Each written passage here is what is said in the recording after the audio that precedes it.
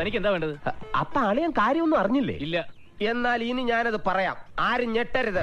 സ്ത്രീയുടെ വയറ്റിൽ കത്രിക കുടുങ്ങി. പുന്നപ്ര സ്വദേശി ഉഷ ജോസഫിന്റെ വയറ്റിലാണ് കത്രിക കുടുങ്ങിയത്. 5 വർഷം മുൻപ് വണ്ടാനം മെഡിക്കൽ കോളേജിലെ ശസ്ത്രക്രിയക്കിടെ കുടുങ്ങിയ കത്രിക ഈയിടെ നടത്തിയ സ്കാനിങ്ങിനിടയിലാണ് കണ്ടെത്തിയത്. ഇവിടുത്തെ പണി പോയി. നിരന്തരം വയറുവേദനയെ തുടർന്ന് വർഷങ്ങളോളം മരുന്ന് കഴിച്ചും ഇഞ്ചക്ഷൻ എടുത്ത് മുന്നോട്ട് പോയെങ്കിലും ഇപ്പോഴാണ് കത്രിക കണ്ടെത്തിയത്. ഇതൊക്കെ ഹാൻഡിൽ ചെയ്യാൻ ഒരു പ്രത്യേക സ്റ്റൈൽ വേണം. ഇന്നലെ ഈ വാർത്ത ശ്രദ്ധയിൽപ്പെട്ടതിനെ തുടർന്ന് തന്നെ പ്രാഥമിക അന്വേഷണം നടത്തുന്നതിന് നിർദ്ദേശം നൽകിയിരുന്നു.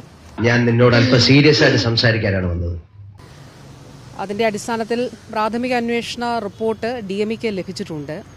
വളരെ വേദനയുണ്ടാക്കുന്ന ഒരു സംഭവമാണ്, ഒരിക്കലും ഉണ്ടാകാൻ പാടില്ലാത്തൊരു സംഭവമാണ്. ഇങ്ങനെയൊക്കെ സംഭവിച്ചതിൽ എനിക്ക് വളരെ വിഷമമുണ്ട്. അതറിഞ്ഞതിൽ എനിക്ക് വലിയ സന്തോഷമുണ്ട്. പക്ഷെ യാതൊരു വിധത്തിലുള്ള ഒത്തീർപ്പിനും നീ ശ്രമിക്കണ്ട, ഞാൻ അതിന് തയ്യാറല്ല. എത്രയും പെട്ടെന്ന് റിപ്പോർട്ട് സമർപ്പിക്കുന്നതിന് വേണ്ടിയിട്ടാണ് നിർദ്ദേശിച്ചിട്ടുള്ളത്. ആ റിപ്പോർട്ടിന്റെ അടിസ്ഥാനത്തിൽ നിയമപരമായി സ്വീകരിക്കേണ്ട എല്ലാ നടപടികളും സ്വീകരിക്കും. ഞാൻ ഈ വ്യക്തിയുടെ മകനുമായിട്ട് സംസാരിച്ചിരുന്നു.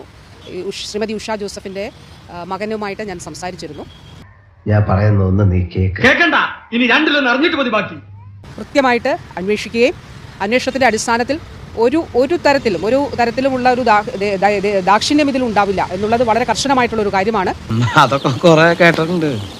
സർജറിക്ക് ശേഷവും ഡോക്ടറുടെ ഉത്തരവാദിത്വമുണ്ട്, അതിനുശേഷം ആ നഴ്സിന്റെ ഉത്തരവാദിത്വമുണ്ട്. അപ്പോൾ ഉത്തരവാദിത്തങ്ങളിൽ നിന്ന് ഒഴിഞ്ഞു മാറാൻ ഏറ്റവും എളുപ്പം പറയാവുന്ന കാര്യമാണല്ലോ ഇത്. ഏറ്റവും എളുപ്പം പറയാവുന്ന കാര്യം മെഡിക്കൽ കോളേജുകളിൽ ഈ പ്രൊസീജിയറുകൾ നടക്കുമ്പോൾ പ്രോട്ടോകോൾ അനുസരിച്ചിട്ടുള്ള ആളുകൾ അവിടെ ഉണ്ട് എന്നുള്ളത് ഉറപ്പാക്കി തന്നെയാണ് ചെയ്യുന്നതും ചെയ്യേണ്ടതും. ചെയ്തില്ലെങ്കിൽ ചെയ്യുന്ന ആളുകളുടെ ഉത്തരവാദിത്തം. നിന്റെ ഇഷ്ടത്തിന് എനിക്കൊന്നും ചെയ്തു തരാനല്ല കാശ് നിർത്തിയിരിക്കുന്നത്.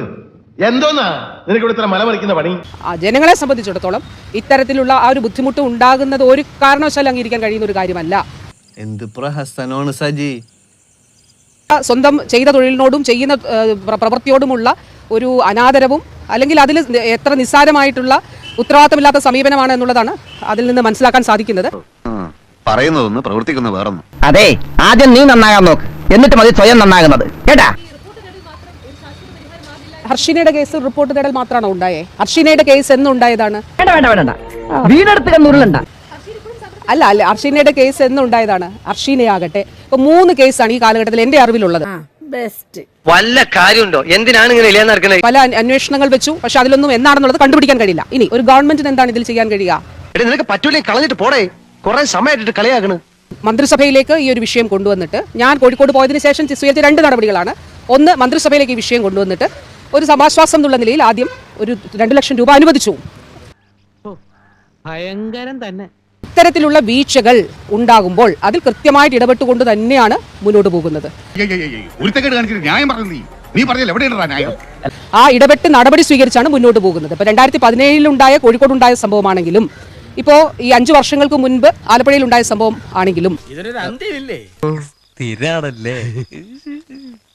ഇതില് സർക്കാരിന് ഒരു നിലപാടേ ഉള്ളൂ. ഇത് സാധാരണക്കാരെ സംബന്ധിച്ചിടത്തോളം അത് അനുഭവിക്കുന്ന ആൾക്ക് മാത്രമേ അത് മനസ്സിലാവുകയുള്ളൂ. ഒന്ന് ആലോചിച്ച് നോക്കിയേ. ഇത് ഞാൻ അങ്ങോട്ട് ചോദിക്കേണ്ട ചോദ്യമല്ലേ? നമ്മൾ അത്രയും വേദന ഒരാൾ സഹിച്ചുകൊണ്ട് മുന്നോട്ട് പോകുമ്പോൾ അതിൽ ഉത്തരവാദികളായവർ അവിടെ ഇരുന്നാലും കുഴപ്പമില്ല എന്ന് പറയുന്നൊരു സ്ഥിതി അത് തീർത്തും നിരുത്തരവാദപരമായിട്ടുള്ള ഒരു കാര്യമാണ്.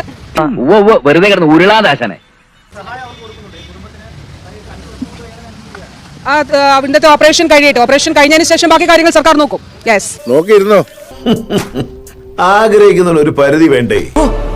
എന്തൊരു തള്ളാണത് എന്റെ പൊന്നോ, എന്തൊരു തള്ളാണോ. തള്ളി തള്ളി മുല്ലപ്പെരിയാർ പൊട്ടി. ഞങ്ങൾ അങ്ങ് ഇറങ്ങട്ടെ. ആയിക്കോട്ടെ, സന്തോഷായി.